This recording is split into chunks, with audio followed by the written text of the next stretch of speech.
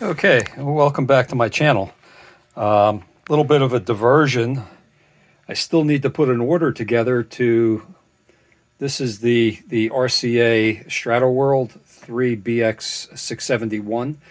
I still need to get some parts for it, and I'm not going to, once I start working, I want to continue. So I still need to get some capacitors. I've got a couple projects going. So as soon as I get all the parts together, I'll jump in and finish that up.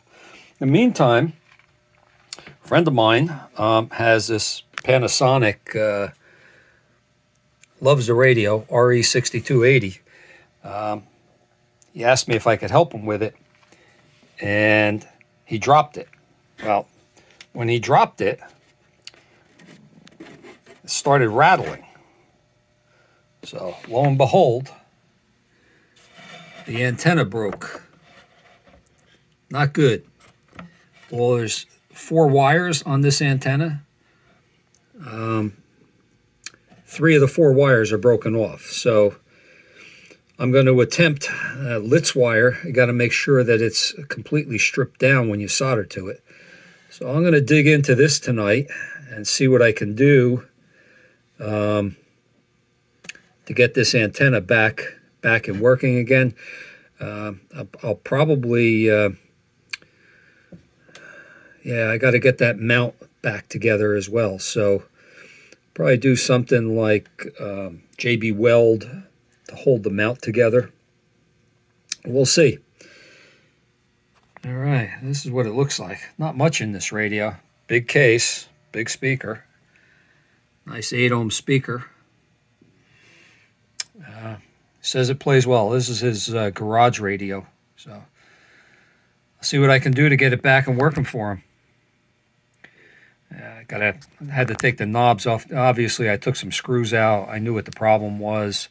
Had to take the knobs off so I can get this out, and I have to hold this so I can flip it over and not break the remaining wire. And I have a nut to take off of one of the controls in the front. And once I get that done, I'll bring you guys back in.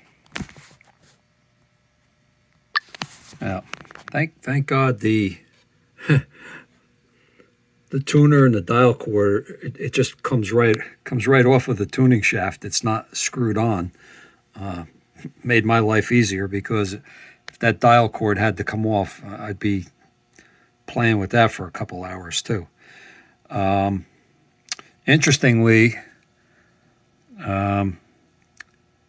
obviously, I always tell you guys, get schematics. I do have the schematics for this, so I know exactly what pins are what. I also, where'd it go?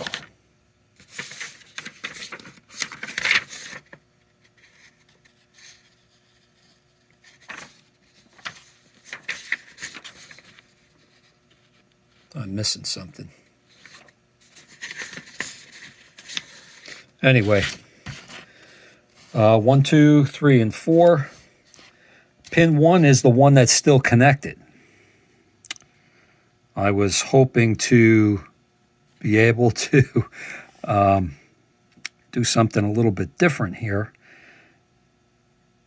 but it looks like what houses this, what holds this in place, is a connector, which has pins on the other side. I'm going to have to look into that. In the meantime, I'm going to try to strip off some of these wires that aren't disconnected, disconnected, and figure out which coil is which coil. And I'll get back to you in a minute. Okay, I've identified, you're not going to be able to see this, but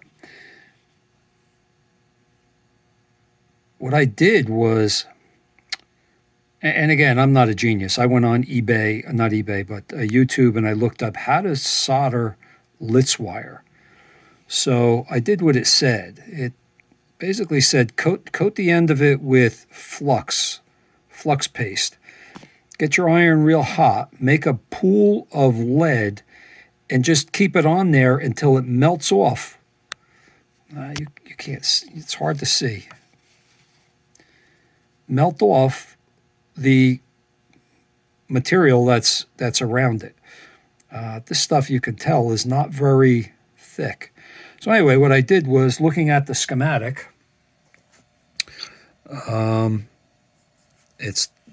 here's the antenna coil. So you have a small coil and a large coil.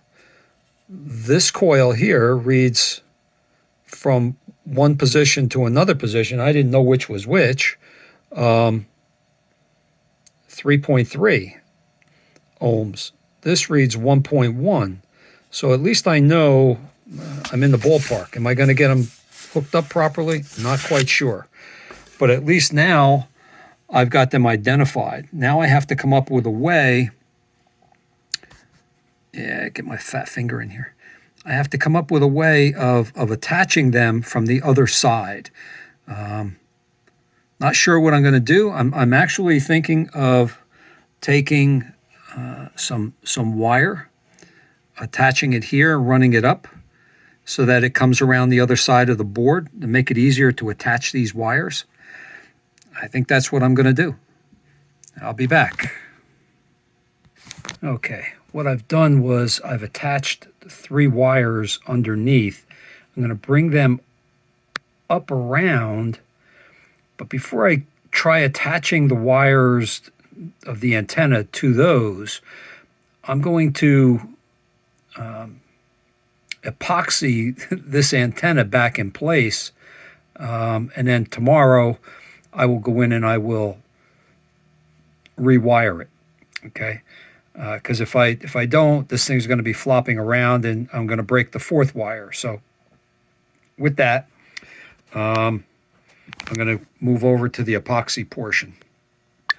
Okay, well, I'm a big fan of JB Weld. Put so many things together with JB Weld and they've never come apart. So I'm a fan of JB Weld.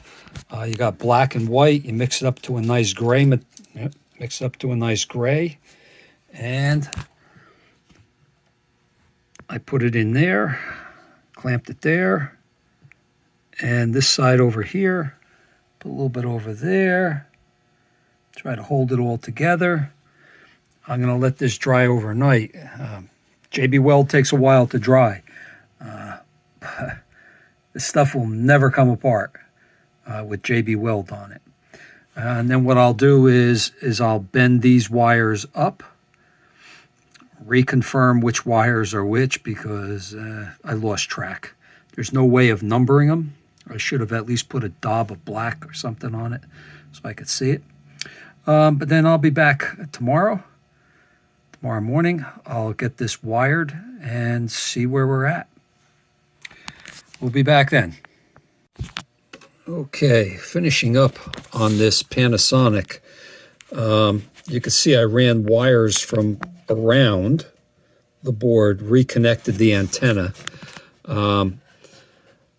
I've epoxied it. I used JB Weld on here, but I also put a small zip tie on here underneath the bracket to kind of hold everything together, just to be sure. Because again, it's JB Weld, but hey, anything can happen. Real quick.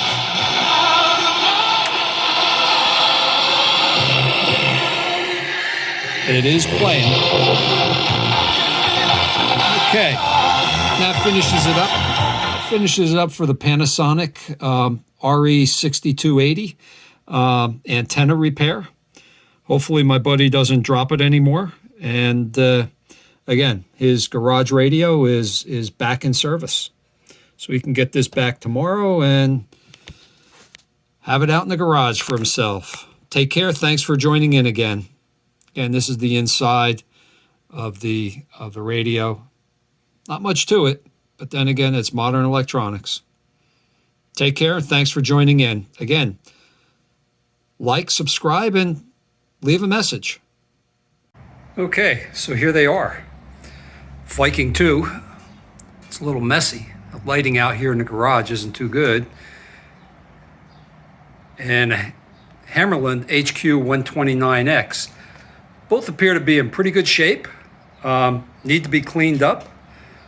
Shure microphone and the Viking VFO that goes with the